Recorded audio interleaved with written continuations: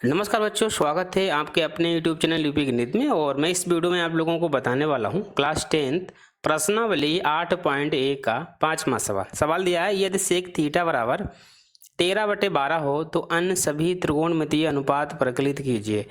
दोस्तों, इस प्रश्न को कैसे सॉल्व करने वाले हैं वो जानकारी इस वीडियो में मैं आप लोगों को बताने वाला हूं।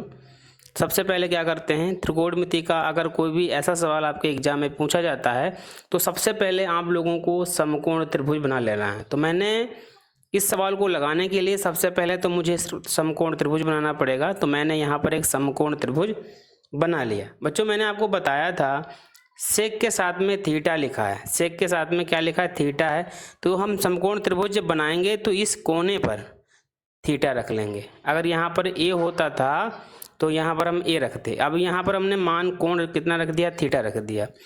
अब सेक थीटा का मान 13/12 है। आपको पता है त्रिकोण जो हमारा समकोण त्रिभुज होता है इसमें 3 भुजाएं हैं और इनकी भुजाओं को किस नाम से हम पुकारते हैं वो भी आप लोगों को सभी को पता है। तो एक बार फिर से मैं आप लोगों को बता ही देता हूँ समकोण त्रिभुज में किसको लंब कहते हैं, किसको कर्ण और किसको आधार कहते हैं। ठीक है, तो मेरे पास ये हमारा समकोण त्रिभुज बना हुआ है। तो ये बीसी भुजा है, ये भुजा हमारी बीसी है, इस पर 90 अंश का कोण बना है। ये जो हमारा दर्शाता है इसका मतलब यही है 90 अंश। ठीक है, तो ये जिस पर ये 90 अंश का कोण बना होता है जिस भुजा पर, उसे हम लंब कहते हैं। बच्चों, क्या कहते हैं? लंब, जिसको हम शॉर्टकट में यल से प्रकट कर देंगे। ठीक है, यल का मतलब लंब हो जाएगा। ठीक है, और हमारी जो ए और सी है ये सबसे बड़ी भुजा है जिसको हम कर्ण कहते हैं और शॉर्टकट में इसे हम कैसे लिख देंगे? के का मतलब क्या होता है बच्चों? कर्ण होता है।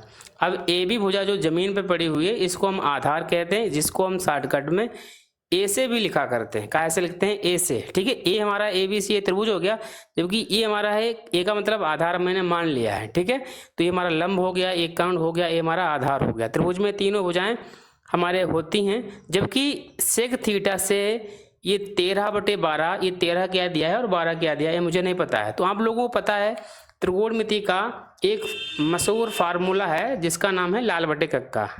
तो मेरे पास ये फार्मूला लिखा है, जैसे यल ए यल लाल हो जाता है, यल ए यल लाल हो गया, के ए का मतलब कक्का। ठीक है, तो इस फार्मूले को अगर आपको समझ में आ जाता है तो यार ऐसे सवाल आप बहुत ही आसानी से सॉल्व कर सकते हैं। यहाँ पर सेक थीटा बराबर 13/12 दिया था, तो इस लाल बटे कक्का से सेक थीटा का जो हमारा फार्मूला है वो ढूंढेंगे।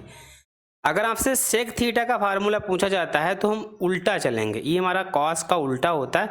सेक का पूछा जाता है तो कर्ण बटे आधार, के बटे ए। के का मतलब कर्ण होता है और ए का मतलब आधार है। मतलब जो हमारा सेक थीटा का फार्मूला होगा वो कर्ण बटे आधार होता है। ठीक है, क्या होता है बच्चों? सेक थीटा का फार्मूला हमारा क्या हो जाएगा? ये सेक थीटा का अगर आपसे कोई फार्मूला पूछे तो कर्ण बटे आधार हो जाएगा। इसका मतलब जो ऊपर लिखा सेक के साथ में अगर जो ऊपर होता है वो कर्ण होता है, जो बटे में होता है वो हमारा आधार होता है। तो 13 हमारा कर्ण हो जाएगा और आधार हमारा 12 हो जाएगा। तो हम इस त्रिभुज में कर्ण के जगह पर बच्चों कितना कर देंगे? 13 कर देंगे, और जो आधार है इसके जगह पर हम 12 कर देंगे। समकोण त्रिभुज में मुझे 2 भुजा पता हो गई, हम तीसरी भुजा को आसानी से निकाल सकते हैं। और हमें कौन सी भुजा निकालनी है? जिसका नाम है लंब। लंब हमें निकालना है, तो ये पाइथागोरस प्रमेय की सहायता से इसको हम आसानी से निकाल सकते हैं। फार्मूला होता है लंब स्क्वायर बराबर कर्ण स्क्वायर माइनस आधार स्क्वायर। ठीक है, तो लंब का मान मुझे ज्ञात करना है। सेम ऐसे लिखेंगे, कर्ण इसमें कितना दिया है? 13 बच्चों, तो हम क्या कर देंगे? 13 का स्क्वायर कर देंगे माइनस, और यहाँ हो जाएगा आधार के जगह पर 12, 12 स्क्वायर हो जाएगा। 13 का स्क्वायर करेंगे, 13 तेरह 169 हो जाएगा, और 12 की गुणा करेंगे 12 से तो 12 बरियम 144 हो जाएगा। अब बच्चों हम घटा देंगे तो हमारा कितना बचने वाला है? 25 बचेगा। ये बच्चों लंब बराबर आ गया, लंब स्क्वायर बराबर हमारा 25 आ गया। मैंने कहा अब इधर से हम लंब को हटा देंगे। बच्चों लंब को इधर से जैसे ही हटाएंगे तो बराबर में अंडर रूट चढ़ जाता है, और जो हमारा 25 है इसका वर्गमूल बच्चों कितना होता है? 5। इसका मतलब जो लंब आ जाएगा वो हमारा कितना हो गया? 5 हो गया। कितना हो गया? अब त्रिभुज में मेरी तीनों भुजाएं पता होंगी। अगर त्रिभुज की तीनों भुजाओं की माप आपको पता है तो आप त्रिकोणमिति के सारे मान आसानी से निकाल सकते हैं। सबसे पहले मेरे पास फार्मूला मान होता है साइन। तो हम क्या करेंगे? साइन का मान निकालेंगे। तो साइन थीटा बराबर क्या होता है बच्चों? फार्मूला साइन थीटा का लाल बटे कक्का से ढूंढ लेंगे। साइन बराबर क्या होगा? यल बटे के। यल का मतलब होता है लंब, ठीक है। तो हम लिखेंगे लंब बटे कर्ण, ठीक है।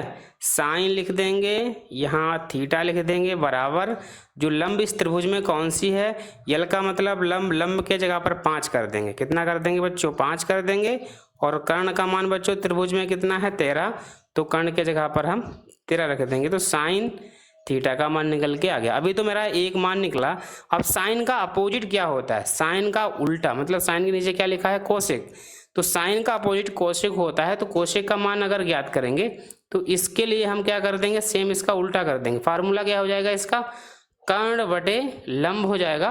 और तुम्हारा कोसेक थीटा का मान कितना आ जाएगा, इसका उल्टा कर देंगे, 13/5 आ जाएगा। क्योंकि कर्ण का मान हमारा कितना है, कर्ण का मान बच्चों कितना है, 13, और लंब का मान 5 दिया है। साइन का मान निकल के आ गया, कोसेक मान निकल के आ गया। अब मुझे निकालना है कोस।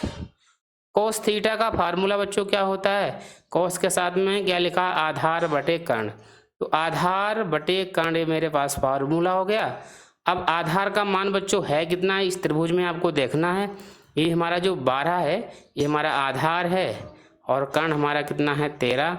तो हमारा जो कॉस थीटा का मान 12/13 निकल के आ गया। अब क्या करेंगे, अब मेरे पास बचा है टेन थीटा का मान निकालना। टेन थीटा बराबर बच्चों क्या होता है, टेन बराबर लंब बटे आधार होता है। क्या होता है बच्चों, लंब बटे, टेन के जो नीचे लिखा है यल बटे, यल का मतलब लंब होता है, ए का मतलब आधार। तो हम क्या लिख देंगे, यल बटे ए।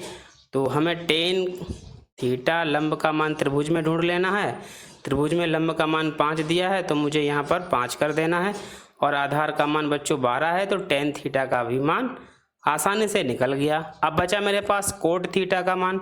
तो कोट थीटा का फार्मूला क्या हो जाएगा, कोट थीटा का फार्मूला टेन का उल्टा होता है, आधार बटे लंब हो जाएगा। ये हमारा ए का मतलब आधार, यल का मतलब लंब। अब त्रिभुज में क्या कर देंगे, आधार जहाँ दिया है उसका मान पुट कर देंगे, 12 है, लंब का मान 5 है।